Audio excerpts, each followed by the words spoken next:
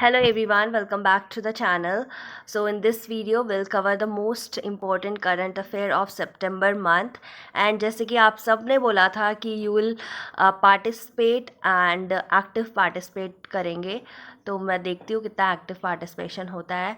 And please video को share करना and जो भी वॉइस इशू है उसको इग्नोर करें because I am having both cold and cough. So without wasting your time, let's start our today's video. Our first question of the day is India's first Dugong Conservation Reserve is planned to be established in which state? And the options are as follow: A. Assam, B. Tamil Nadu, C. Telangana or D. Karnataka. इसका correct answer हो जाएगा. सबसे पहले हम meaning देख लेते हैं. इस क्वेश्चन के अकॉर्डिंग आपको ये बताना है कि इंडिया का पहला डुगोंग कंजर्वेशन रिजर्व कहाँ पे इस्टेब्लिश हुआ है, कौन से स्टेट में. ओके अब डुगोंग है क्या? डुगोंग अगर आप लोगों को नहीं पता है तो डुगोंग को हम क्या बोलते हैं? सी काओ भी बोलते हैं. क्या बोलते हैं? सी काओ. ओके तो ये कहाँ पे इस्टेब्लिश हुआ है, कौन से स्टेट में? इसका आंसर हो जाएगा option number B, that is Tamil Nadu. Okay Tamil Nadu एक और चीज़ के वजह से न्यूज़ में था.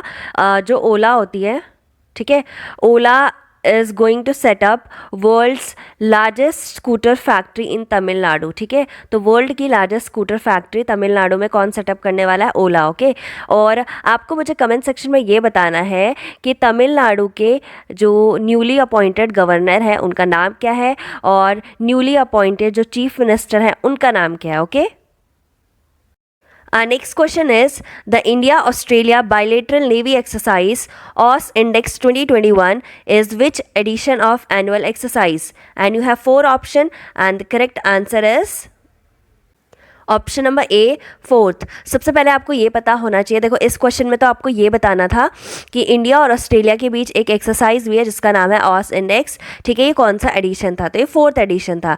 लेकिन आपसे वहाँ पे क्वेश्चन में ये भी पूछ सकते हैं कि ऑस इंडेक्स किन 2 कंट्री के बीच में होता है. तो इंडिया एंड ऑस्ट्रेलिया की नेवल एक्सरसाइज है ये. ठीक है तो ये भी पता होना चाहिए. और कौन सा एडिशन था?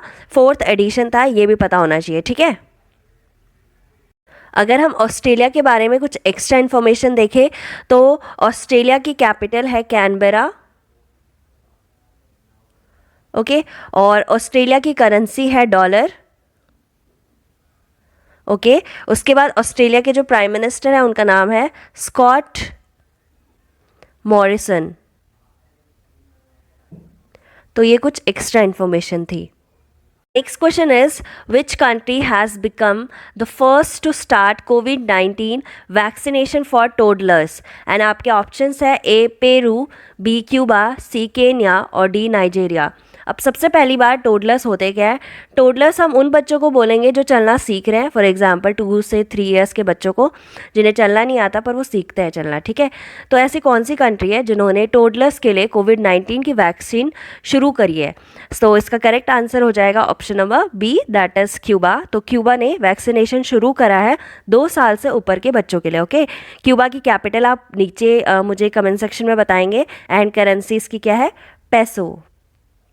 ठीक है और मैं कैपिटल भी बता देती हूँ क्यूबा की, हवाना, HAVANA. Okay Our next question is Simbex 2021 was the annual bilateral maritime exercise of India and Singapore.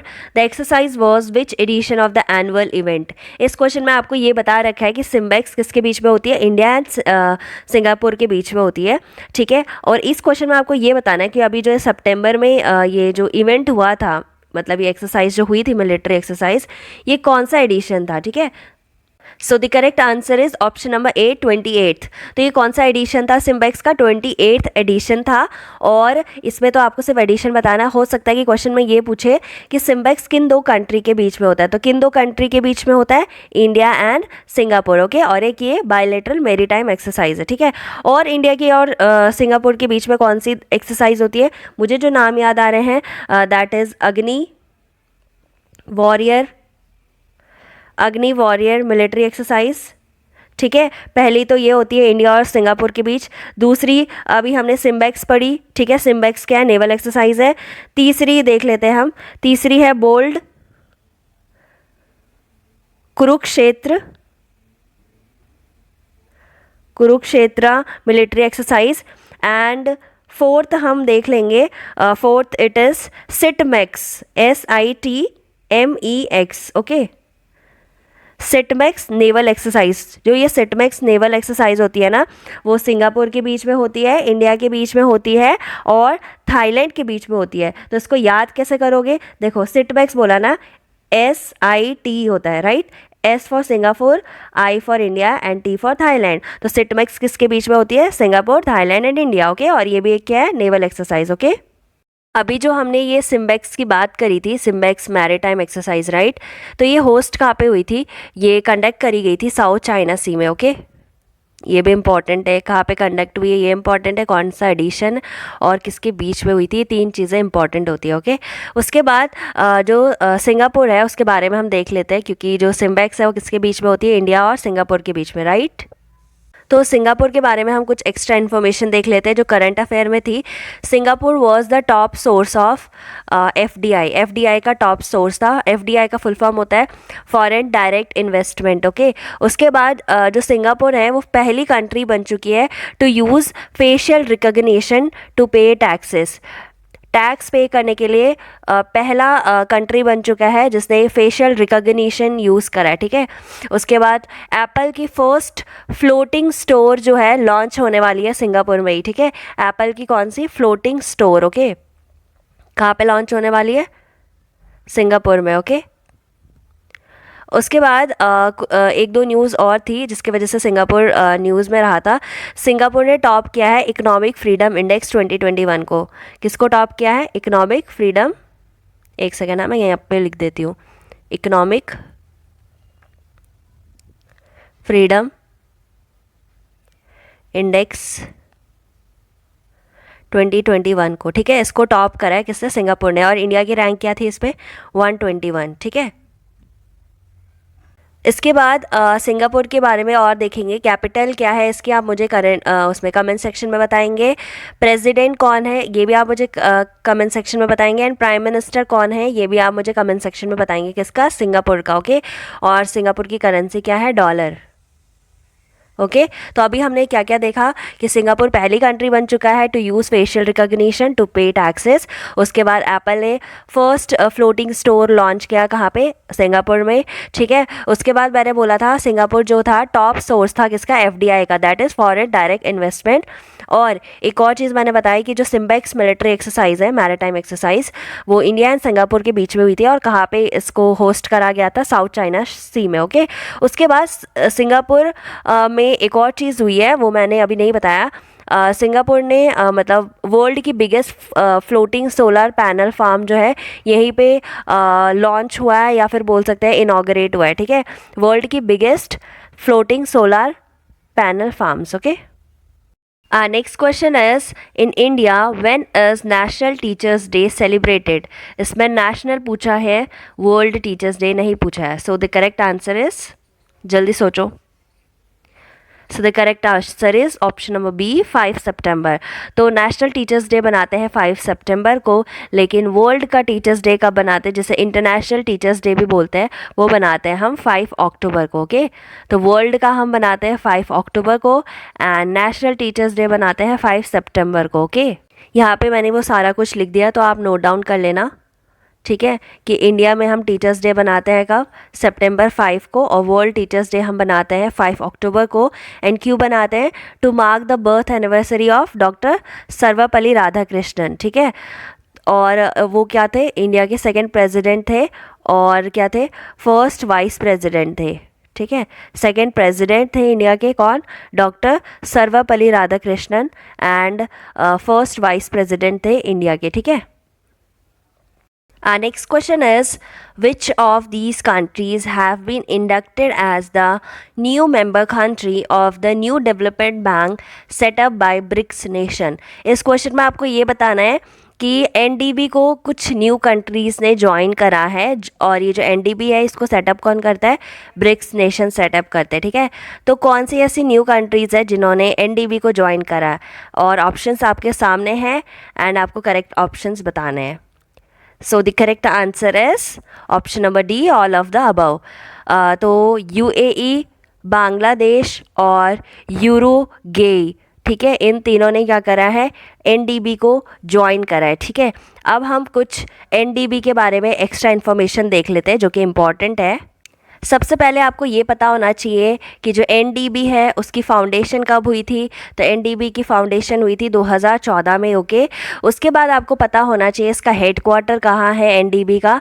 तो इसका हेडक्वार्टर है शंघाई, चाइना। ओके, उसके बाद इसकी मेंबरशिप में कौन कौन है, 8 कंट्री है एनडीबी में। ठीक है, 8 कंट्री इसके मेंबर्स है, Brazil, Russia, India, China, south Africa, Bangladesh, UAE, Uruguay. ठीक है, ये सारे हैं। उसके बाद प्रेसिडेंट कौन है इसका आप मुझे कमेंट सेक्शन में बताएंगे एनडीबी का, और वाइस प्रेसिडेंट कौन है ये भी आप मुझे कमेंट सेक्शन में बताएंगे। तो मैंने ये स्लाइड प्रिपेयर की है, देखो यहाँ पे लिखा हुआ है कि एनडीबी को किस किस ने लाइक ज्वाइन करा है, यूएई, बांग्लादेश। ठीक है, ये सारा कुछ लिखा है। उसकी फाउंडेशन 2014 में हुई थी, हेडक्वार्टर शंघाई, चाइना हो गया, मेंबरशिप में 8 कंट्रीज़ है। उसके बाद देखो मैंने प्रेसिडेंट एंड वाइस प्रेसिडेंट भी यहाँ पे लिख रखा है, तो आप चाहो तो इसका स्क्रीनशॉट भी ले सकते हो। ठीक है, Our next question is, who was appointed as the brand ambassador of बेटी बचाओ बेटी पढ़ाओ कैंपेन in राजस्थान। इस क्वेश्चन में आपको ये बताना है बेटी बचाओ बेटी पढ़ाओ कैंपेन का कौन ब्रांड एम्बेसडर न्यूली अपॉइंट हुआ है। ठीक है, और ऑप्शन यहाँ पे दे रखे हैं, एंड जल्दी से आप गेस करो, तब तक मैं आपको करेक्ट आंसर बताती हूँ। जल्दी, फास्ट। तो इसका आंसर हो जाएगा option number A, Avani Lekhara. ठीक है, तो अवानी लखेरा को अपॉइंट कर दिया गया as a brand ambassador of Beti Bachao Beti Padhao campaign, और ये कैंपेन कहाँ चल रहा है, राजस्थान में। ठीक है, अब इसके ऑब्जेक्टिव्स भी होंगे कुछ बेटी बचाओ बेटी पढ़ाओ आंदोलन के या फिर कैंपेन के। तो इसमें है कि गर्ल चाइल्ड के राइट्स को प्रोटेक्ट करना, ठीक है, उनका सर्वाइवल इंश्योर करना और एजुकेशन इंश्योर करना, ज़्यादा से ज़्यादा पार्टिसिपेशन हो गर्ल चाइल्ड का। ठीक है, जो भी जेंडर बाइस्ड हम लोग जो सेलेक्टिव एलिमिनेशन करते हैं ये गर्ल्स के साथ, वो सबको प्रिवेंट करना। ठीक है, तो बेसिकली ये सारा इसका क्या है, main objective. Okay, Our next question is, which state cabinet has decided to rename Rajiv Gandhi national park as Aurang national park. तो इस क्वेश्चन में आपको ये बताना है कौन सा ऐसा स्टेट कैबिनेट है जिसने डिसाइड किया है कि राजीव गांधी नेशनल पार्क का नेम चेंज करके क्या रख देंगे, औरंग नेशनल पार्क। तो जल्दी से बताओ ऐसा कौन सा स्टेट है, fast. A Bihar, B Orissa, C Assam और डी सिक्किम। जल्दी बताओ। So the correct answer is option number C, Assam. तो आसाम के कैबिनेट ने डिसाइड करा है कि राजीव गांधी नेशनल पार्क का नाम चेंज करके क्या कर देंगे, औरंग नेशनल पार्क। ओके, उसके बाद हम कुछ इंपॉर्टेंट चीज़ें देख लेते हैं नेशनल पार्क से रिलेटेड। अभी आसाम में ना रिसेंटली 2 नेशनल पार्क ऐड हुए थे। सबसे पहला Raimona national park, RAIMONA, Raimona national park add हुआ था। ये 6th नेशनल पार्क है आसाम का। ठीक है, और जो 7th नेशनल पार्क डिक्लेयर किया गया था आसाम का वो था डिहिंग, DAIHING। ठीक है, डिहिंग पटकाई नेशनल पार्क को 7th नेशनल पार्क कंसीडर कर रहे हैं हम आसाम का। ठीक है, तो अब आसाम में कितने नेशनल पार्क है, 7 है। 6th कौन सा था, Raimona national park, and 7th कौन सा है, Dehing Patkai national park. Okay, Our next question is, which animal has been named as the state animal by administration of Union Territory of Ladakh? इस क्वेश्चन में आपको ये बताना है कि जो लद्दाख एक यूनियन टेरिटरी है, सबसे पहले ये पता होना चाहिए लद्दाख क्या है, एक यूनियन टेरिटरी। ठीक है, उसने अपना स्टेट एनिमल डिक्लेयर करा है। तो इनमें से कौन सा स्टेट एनिमल डिक्लेयर हुआ है उसका, लाइक लद्दाख का। सो the correct answer is option number D, snow leopard. Okay, और ये जो लद्दाख है इसने अपना स्टेट एनिमल तो डिक्लेयर करा ही, साथ में अभी एक स्टेट बर्ड भी डिक्लेयर करा है। ठीक है, स्टेट बर्ड। और स्टेट बर्ड किसे डिक्लेयर करा है लद्दाख ने, ब्लैक नेक्ड क्रेन को। ओके, एक खास बात यह है कि हिमाचल प्रदेश और लद्दाख दोनों का स्टेट एनिमल कौन है, स्नो लेपर्ड है। ठीक है, एक बार हिमाचल प्रदेश का भी चेक कर लेना। उसके बाद उत्तराखंड ने डेवलप करा था इंडिया का first snow leopard conservation centre. ठीक है, तो उत्तराखंड ने क्या डेवलप करा था, इंडिया का first snow leopard conservation centre. Okay, Our next question is the annual military exercise Kazin 21 is being conducted between the Indian Army and the Army of which country? इस question में आपको ये बताना है cousin 21 एक military exercise है जो कि इंडिया और किस कंट्री के बीच में होती है. देखो ये गेस करना बहुत ईजी है. काजिन से आप जो काजी वर्ड है ना इससे आप कज़ाकिस्तान थोड़ा गेस कर सकते हो.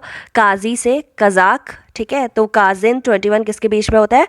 इंडिया और कजाकिस्तान के बीच में. Okay, next question is how many medals have been won by India at the Tokyo Paralympics 2020. तो इस क्वेश्चन में आपको ये बताना है इंडिया ने कितने मेडल जीते टोक्यो पैरालंपिक्स में. तो कितने जीते थे? तो इसका करेक्ट आंसर हो जाएगा option number D, that is 19. अच्छा, ये पता होना चाहिए कि इसमें टॉप किसने करा था. तो टॉप करा था किसने? चाइना ने.